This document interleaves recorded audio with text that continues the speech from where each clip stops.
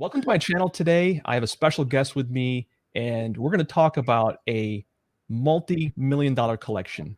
I promise you.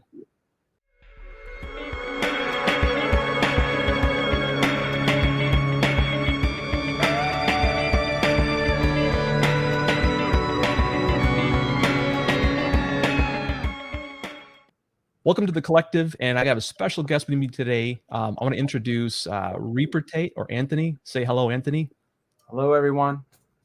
So Anthony is here today because I think he's going to have a personal interest in what I'm going to share with you. And to give a little bit of context, and not just you guys, but also for Anthony here, if you look at my previous video on the Pinnacle Hill Collection, I was involved with that. We had a nice find locally, and check the video out. We've got a lot of details in there. But as part of that, I had some visitors. I had some guests that came to my house, and I'll share this right here with Anthony. We had some people come up from Heritage, and let me bring this into the screen. And let's see, share. I love this StreamYard software. It's actually pretty slick. Okay, there we go. So, and I'll rearrange this. There we are. So you can see a snapshot here. This is my kitchen, and on my countertop in the middle there is 3 white boxes. So those boxes have the Pinnacle Hill comics in there. And again, go check out the previous video. But over to your left, there's the senior VP, Ed Jaster. Say hi. Say hi, Ed. And then kind of the plant on the right side, you can just make out his face. He's right over here. Is right here is Lon Allen. So, you know, they came to my house. We talked about the collection that I had helped find. And at one point, and I'll share this here, is there's 2 books that were in this collection that weren't really part of the collection. And I'll explain why. Here's some more pictures of them. There's a close-up of Lon Allen talking. By the way, this guy in the middle, he's the guy that inherited the collection. But here's 2 books that were part of the collection. And some of you might know this book here on, scroll this thing over a little bit, the book here on the left. So Silver Streak Comics #7. So the interesting part about this story here was the guy had a collection of a lot of Golden Age books. Back in 2010, he sold most of the books through Heritage. He kept a few of the books. He kept all of the Archie Hero books, the MLJ books, and he also kept these 2 CGC books. He never sold them. And if you look at the top here, that little sticker says the Pinnacle Hill Collection. So he owned these books. He never actually sold them through Heritage. I think he bought them back. These are not, by the way, on the Heritage site at all, because he didn't sell them through Heritage. He kept them. But he had these 2 books. He passed away last year, and then he gave these. Well, the books went to his nephew.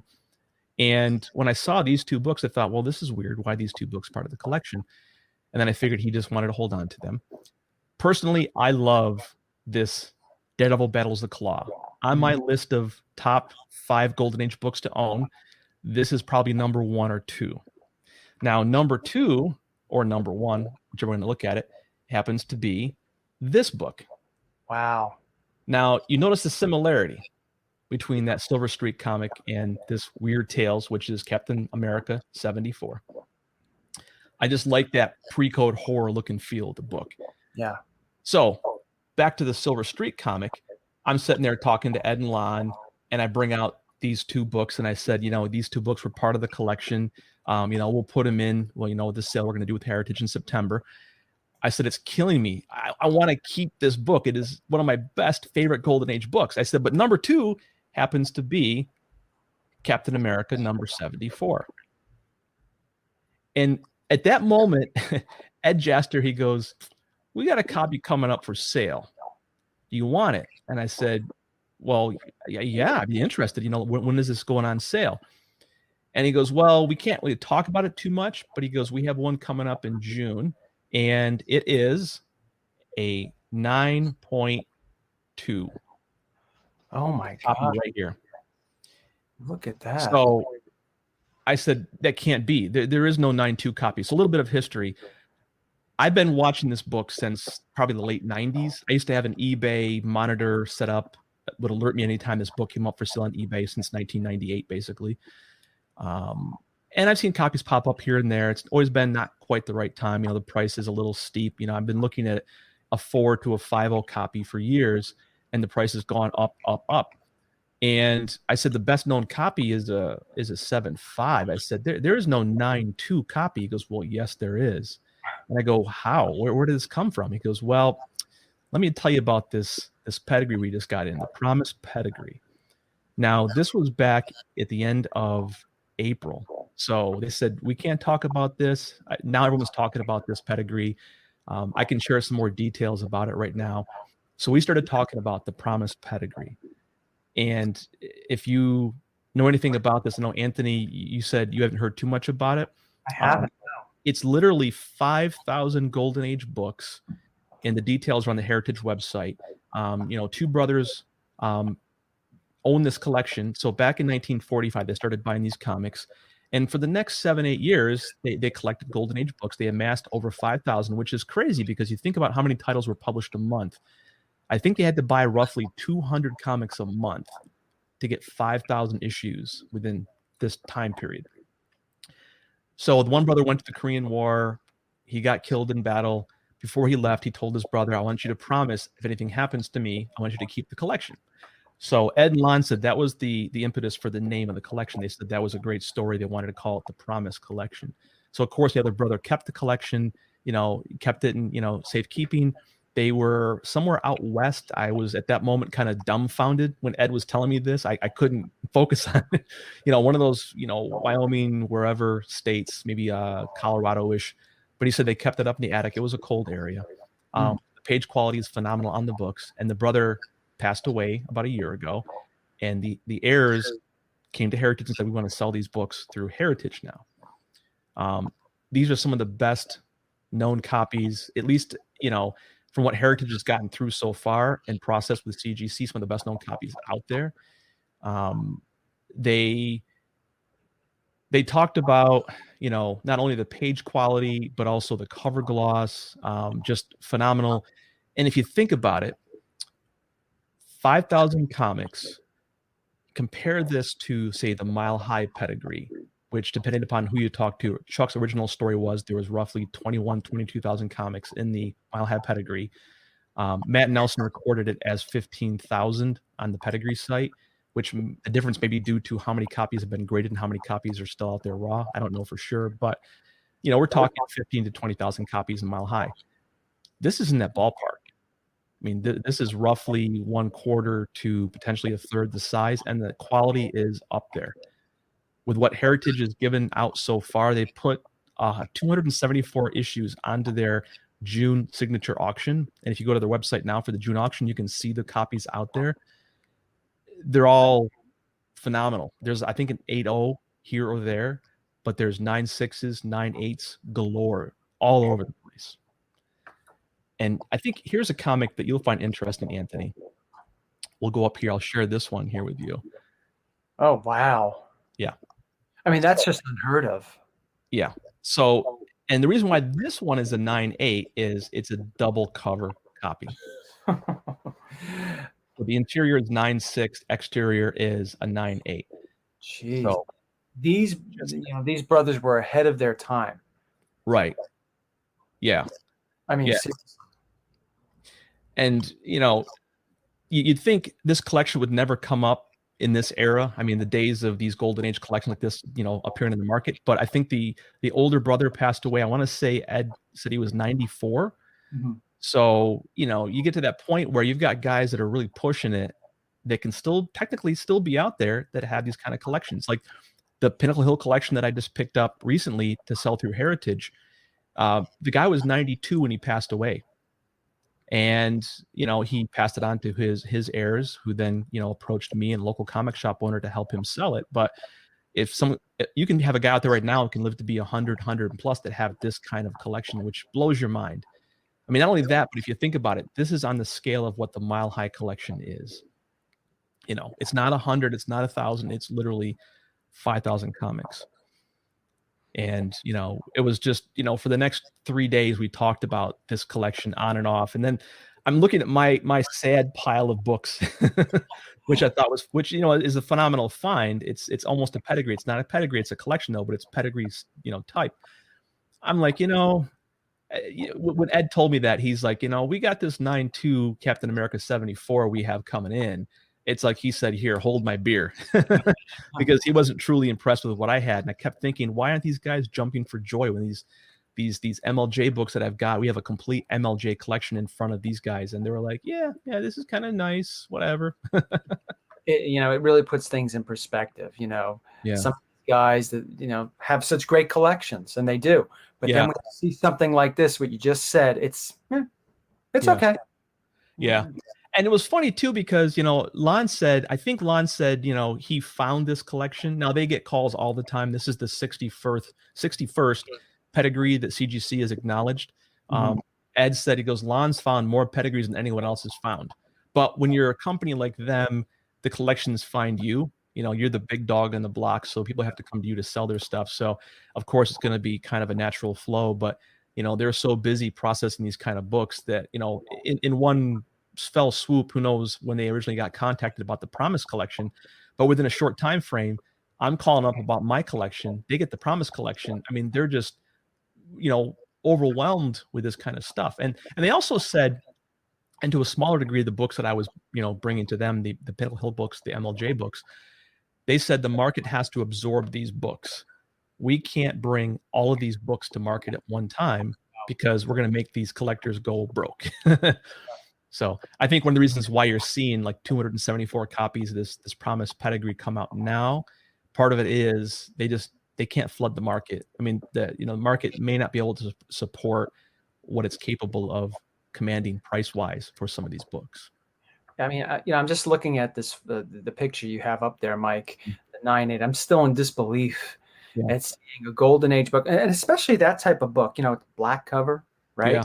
How hard it must be to get in a 9.8, and let alone a double cover too. Yeah, they did tell me about the quality. They said the paper quality is, it's not off-white or cream for the most part. It's white, white off-white or white. And they said, it's just immaculate. The quality was amazing, immaculately nice, because they must have also cherry-picked off of the shelf or off the newsstand the best conditioned books. And it's funny though, they were collecting these books, like you said, in the 40s. Mm-hmm. Who's thinking like that? Yeah. Let me get the best copy, these books, things that, comic collecting, I don't think even became a thing. Like, you could correct me if I'm wrong, a thing to do until I think the 60s, where people started saying, maybe there's something in here. Like, maybe we can see if we go back and get some of those Goldens, those actions. Yeah. With the Marvel universe forming, like, this is something. Yeah.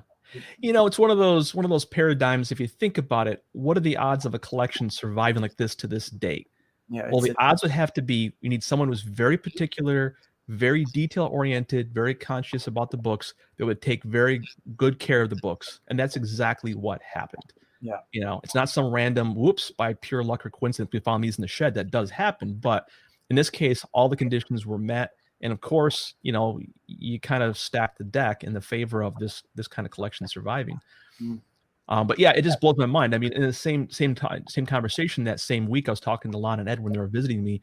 I said, what are the odds of somebody having every single Archie hero comic? I mean, in my video about the MLJ books that I brought to Heritage, these books are exceedingly scarce. There's like a handful of copies on the market. To find all these comics today is extremely hard. You're more prone to get a full run of Marvel Timelies than even a complete run of, say, one or two of the MLJ titles. They're so rare. But some guy did it back in the 60s and the 70s. And that collection, surfaced locally here just a few months ago. I was lucky enough to, locate it and help the guy bring it to market. So this thing, me, is more spectacular because of the quality. It's just, the quality is unlike anything I've ever seen. So we talked about this off camera, but check this next one. I'm going to scroll forward. Check out this book. Oh boy. Yeah. Again, something that's just unheard of and unseen.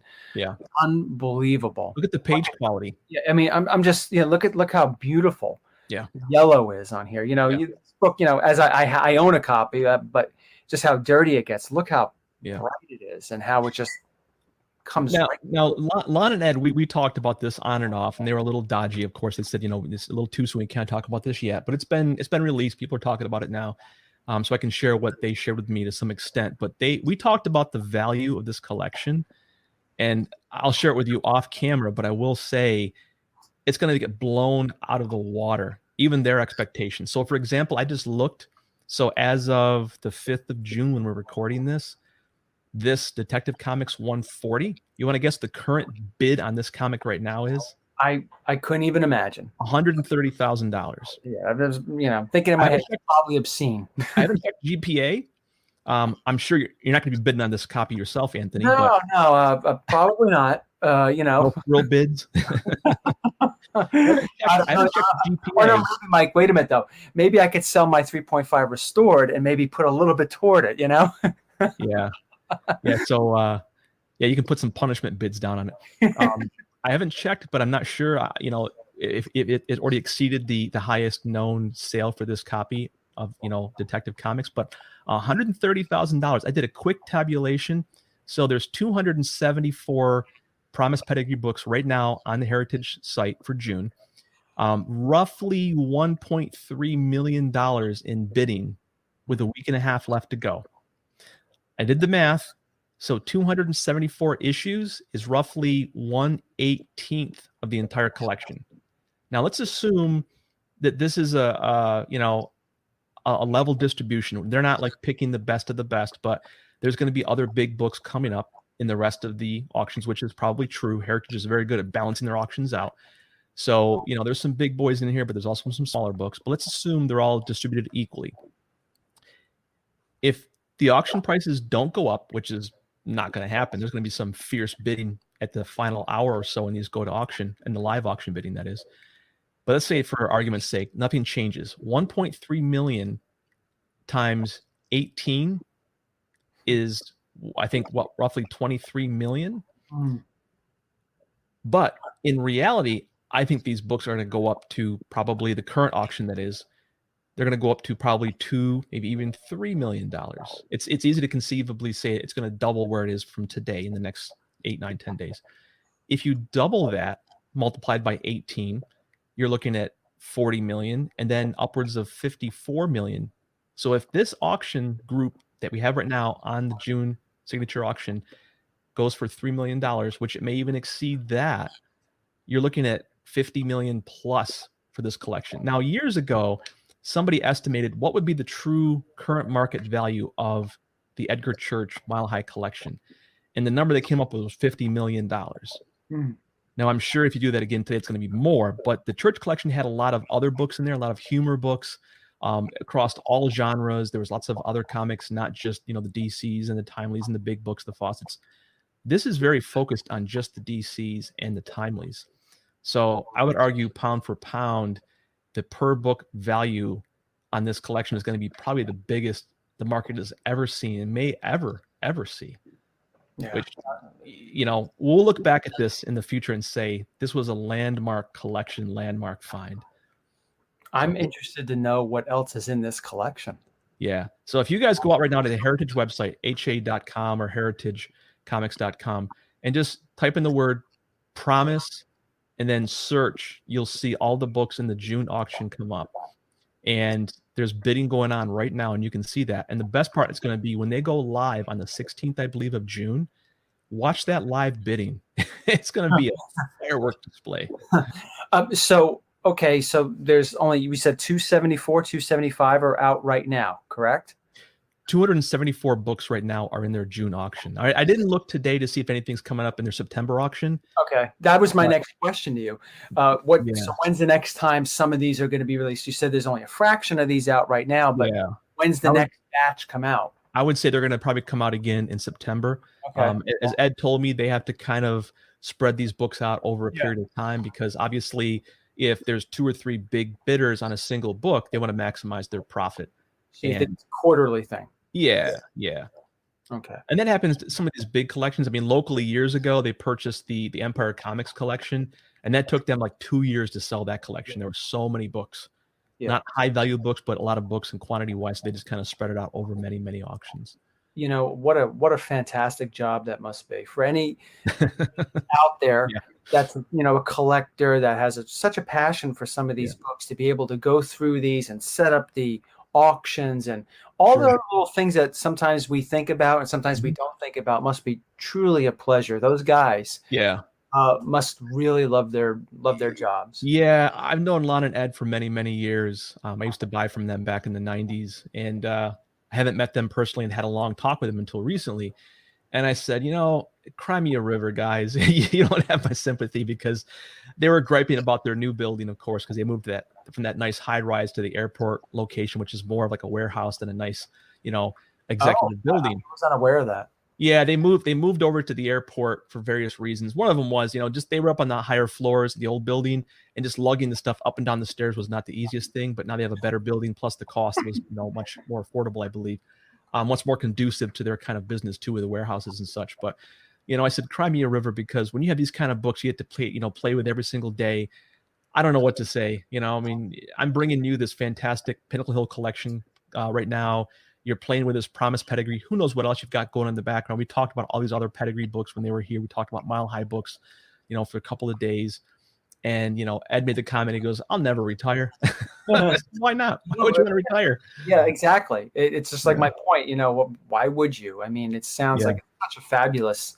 Like, Mhm. I know I would be in like heaven every day doing something like this. I understand it's work Yeah. and all that stuff, and it could be stressful, but it's the type of stress that I would love. And I think, Yeah. And they also said to me a few other things was fun, talking just off the cuff. We went out to dinner, had drinks and stuff a couple of times, and did a tour of some local comic shops and things in the area, took them around town. They've been here many times before to buy collections and such. But we talked about various topics, and one of the fun things I was talking about, like the Mile High books, who has what Mile High books and where they were, and some of the stuff they've come across. And like this Promised Pedigree they shared too. Uh, just some of the fun collections that they find. And it's more common than you think, some of the stuff that they dig up. mm, They get some very premier, like especially from celebrities and such, you got to expect they would go to the premier auction companies. So they had some great stories to share when they were here. yeah, yeah. And that was another thing I was thinking about as you're showing me all these things. And the question is, well, who's going to be buying them? Well, obviously rich, but who? Mhm. Which Hollywood actor or which Yeah. CEO? Not Nick Cage. Is it going to be is guys like Ruben Blades is going to upgrade some of his Mhm. books, or Nicolas Cage Yeah. looking to add a couple more that weren't stolen from him, and all these other Or things. that Priscilla made him sell off. Yeah. Yeah. Yeah. Yeah, whatever. It's just, I find this just incredibly fascinating, especially when you get to this level Yeah. of pricing. Y- I just thought about this as a side story, talking about people buying these books and such. I said, I was interested in coming out to their facility, the new facility. And I said, especially when they bring these Pinnacle Hill books to the auction, I wanted to kind of be there to chaperone those for the auction, just to kind of be present. I mean, I'm involved with the sale of those books.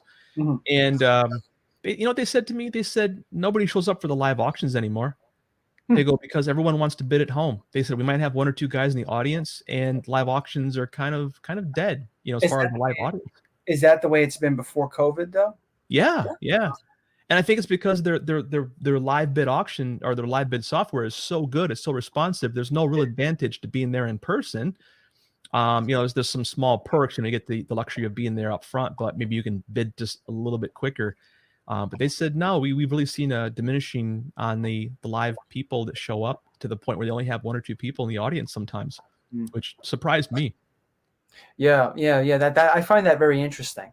I find that interesting. But it's true that what you said, that their technology to do that sort of thing, through the internet is good. I've done that Yeah. a couple of times with them. Not on books like this, of course, though. Yeah, yeah, and You only go up to maybe a Cryptoterror 18. it may be different for this upcoming Promised Pedigree auction for the June. I mean, I'm sure I wouldn't mind just being there, just to be present and see this Yeah. stuff happen in person. I'll be watching. I'm sure I'll be watching this live. I'm sure tons of people will be tuning in live to watch this. It's new, very exciting collection, so more than usual viewers, I'm sure, on this. But I'll be watching this with bated breath. This will be great. Now, forgive my ignorance. Ed Jaster. Now I know he works at Heritage, but is he like a comic book guy, or he's just heritage guy that's knowledgeable about this stuff doing the job, or is he one of the specific, specialty type guys to go out for this sort of thing? How does that work? They know their stuff. Yeah. I mean, both of them have been involved in comics for many, many years. Yeah, I And know about the other guy. you look at their bio on the Heritage site. Ed started out in art. He got involved in comics. He doesn't collect comics personally, he said, but Lon has been a fan for many, many years. He started out his business JLA, which is his initials. I think his first name's John, Lon Allen. And he started selling on eBay back in the 90s. So he joined Heritage 19, 20 years ago, and he became their specialty comic, purveyor. Both of them know their stuff. I mean, when I was showing them these MLJ comics, which I'm somewhat familiar with the comic line, there's some obscure characters and such. They were like rattling off names and characters and appearances like, no tomorrow. But if you think about it, if they see these books, every month or every 2 months, you get very familiar with these obscure characters and obscure titles. Well, no, that's good though, because these guys are professionals, and you would think that going to Heritage, you're going to be dealing with professionals that really know their stuff about these sort of things. So that's I mean, I would imagine so, but I just find it interesting. I find this very fascinating. Yeah, working for Heritage and coming with these collections and just seeing this stuff, it's just remarkable. And just to go back to that Promise collection, that small sample that you showed, the Weird Tales, the Detective 140, which I have an affinity for. Yeah. Forget the detective number that the Joker one is. I don't remember the number off the top of my head, but just to see those, it's just is really a privilege. It's a treat, because I never would have thought those things would have existed. Yeah, and I'll show you this here too. So of course we have all these MLJ titles, and one of the titles is a title called Black Hood, kind of an obscure character, Archie character, and all of the issues were in this collection, this Pinnacle Hill Collection that I brought to Heritage, and I'm like just blown away by the fact that it was a complete run. And this one title itself was also very obscure. I mean, people have heard of Pep Comics. All the Pep issues were there from 1 through I think 59, except for 22 that had been sold previously through Heritage. But Black Hood, I'm thinking, who's ever heard of this, and who has a complete run of the Black Hood? So I pull out the Black Hood issues and I spread them on the table and I say, hey guys, look at this. Isn't this impressive? Like all 9 issues of Black Hood are right here in front of us. And they're like, yeah, that's okay, whatever. I'm like, why aren't they impressed? Well, this is why they weren't impressed, because part of this Promised Pedigree collection was the Black Hood title. And here are some examples right here. Here's one, 9.4. Now, I had all these issues in the collection that I gave to Heritage to sell in September, but this is the Promised Pedigree copies. Blow my copies away. The ones that I have, like about 6.0. So imagine finding a very obscure, very rare title, and they upped it. They didn't have many. I haven't seen yet, at least. I haven't seen many of the MLJ Archie books in this Promised Pedigree, but this was one of the MLJ titles that came in that pedigree, Black Hood.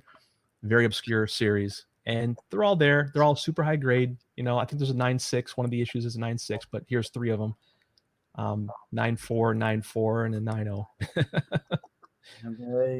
Like you said, that's why they're like, yeah, it's cool. Yeah, but like, I could like, hey, I just found Action Comics #1, 5, and 7. They're 4.0s. They go, yeah, we got 1 through 50 in 9.6 conditions. So what? Part of this pedigree or that pedigree, yeah. Right. But they're used to seeing such wonderful things. It's probably very hard to impress them. Yeah, it reminded me of the Alanis Morissette song, "Isn't It Ironic?" It's like after decades and decades and decades. And they said at one point, we had lost this Pinnacle Hill Collection. They found part of it back in 2010, but the part that I discovered with the local comic shop owner, or bought to market, I should say, they said we lost track of it. We knew it was out there, but we just didn't know where it went to. So, it surfaces, we contact Heritage, and isn't it ironic, the exact same time, an even better collection appears, like magnitudes better. And who would have thought that it did? Yeah, it's really something. Yeah, but if you get a chance, check out the Heritage site. Look for the keyword Promise. They have other comics, of course, for sale in the June auction, but these books are really standouts. And it's going to be holy war on the bidding for some of these books. Yeah, I mean, I won't be bidding, Yeah. but it would be very interesting to see how high some of these things go with, the live bidding and stuff, all the things that you were talking about. That's going to be entertainment right there.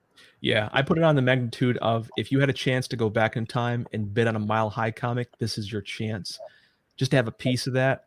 People are going to be throwing thrill bids left and right just because I thought about it too. I'm like, I don't want these issues, but just to own one of these books with a cool new, they got these really cool gold and black headers on the books, the pedigree books. Yeah, that's pretty cool. That, so Mike, so you're not going to be getting that Weird Tales?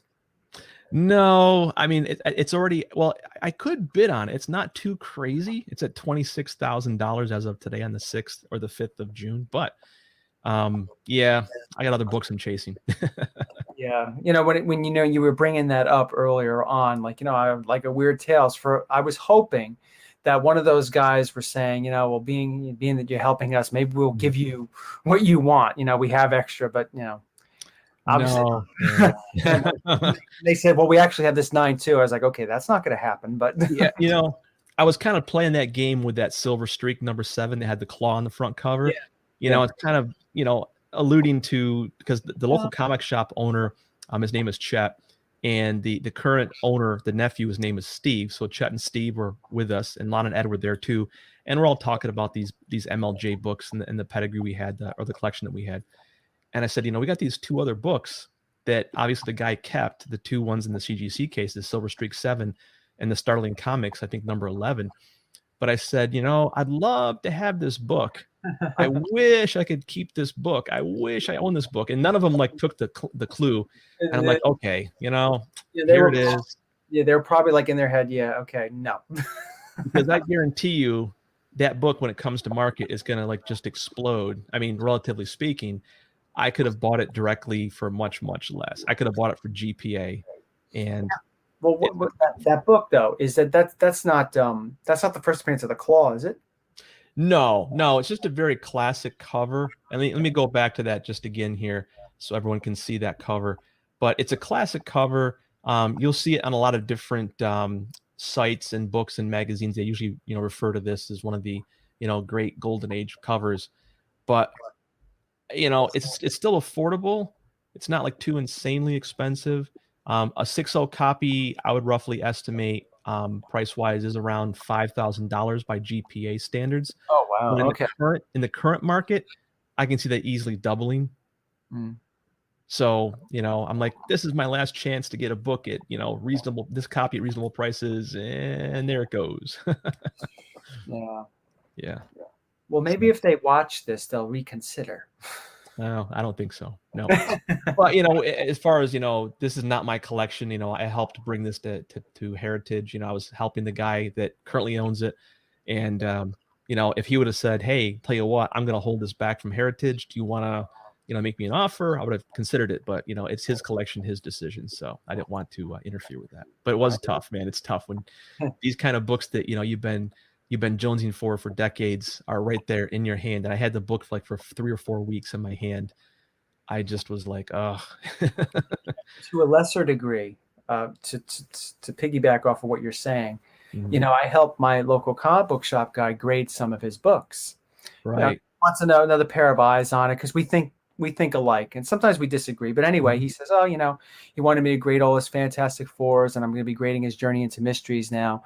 And all that. And like what you're saying, sometimes you come across, now this is to a lesser degree, you see some of those books and I see them and I'm like, oh my God, this is so great. But I know, this is I can't afford, it's not for, there's no deal I could get on these because of what they are, the grade, how, the first appearance is so expensive. So it's similar to what you're saying, but to a much lesser degree, with not comparing those to these, but no, I mean, in context of this Pinnacle Hill Collection and these books, a lot of stuff passes through my hands when I'm doing the conservation work, and there's some nice books that I'm like, oh, you get that urge of, I want to own these. Not so much I wish I had this copy, but it gives you that bug to go out there and try to find some of these books. Yeah, that's I can relate that to a recent Fantastic Four 24. Yeah. Yeah. Like, some of these covers that I was introduced to that I really didn't know too much about. I'm like, oh my God, I'd love to get this copy because it's, or a copy because it's such a great cover. Yeah. I such a classic cover that I think sometimes goes ignored when you're looking at Kirby Fantastic Fours. We think about the Doom covers and the Silver Surfer covers, which we should, but sometimes some really classic ones get forgotten about, and I think that's one of them. Yeah. So we're about 35 minutes into this now. So I think I held my promise up. Not only my promise to bring unintended. To bring some unique content to this channel that no one else really has. Even though word is leaked out about the Promised Pedigree, I had to kind of sit on this for the last several weeks and keep my promise about not, divulging too much about it. But I got to hear firsthand back in April about this collection, and I've been like restless ever since. Yeah. But also, I think you did a great job. I mean, a lot of really good information. I'm still like taking it all in.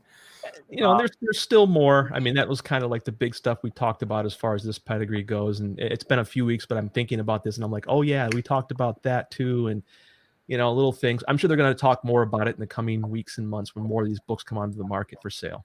Yeah. It's going to be interesting to see. It's going to follow this to see where this goes. Yeah. And just like you said earlier, just watching that bidding on some of the watching the live bidding on some of this is going to be entertainment in itself. Sure. Yeah. So on that note, we're going to do a live chat, hopefully in a few days, next week, our time. We can talk more about that if people want to join, if they see this video, that is. They want to join and ask questions, we can talk a little more about that. But I think we can wrap this up here. And, anything else, Anthony? No, I mean, I'm going to make sure I mention this on my channel. I release a video every week, because I think you have a lot of great information, Mike. Sure. Some of this stuff alone, where are you going to get this detailed information? Like you said, this has been leaked. It's been out for a little while, but it's really detailed. And I really enjoyed hearing the stories behind it. And seeing those guys in your house is still a pretty cool it's still pretty cool to see that and talk about it. Yeah, they got a favorite restaurant here in town. They've been here several times, so they like to stop over at our usual watering holes. Can you talk about that? What's their favorite restaurant? There's a couple of Italian restaurants. They like Italian. There's an Italian restaurant or two in town. It's funny because we went to one of them and I hadn't been there like in 25 years. So like we go here all the time. We come into town, but they like the kind of classical Italian type stuff. So. What's his favorite meal? I could tell you. We'll talk about that in the live chat. We're gonna save something. We're gonna save something for the live chat. Sure. Yeah. No, it's pretty cool. Yeah. Okay. So thanks for joining. Thanks for adding to the conversation, Anthony. Well, thank you for having me. We'll talk again. Yep. And stick around. And so we'll wrap this session up. Thank you guys for joining, and we'll have more content like this if you want to keep tuning in and subscribe. I promise there's still a lot more crazy stories like this that I haven't gotten out to you guys. So we'll talk to you soon. Bye-bye. Take care, everyone.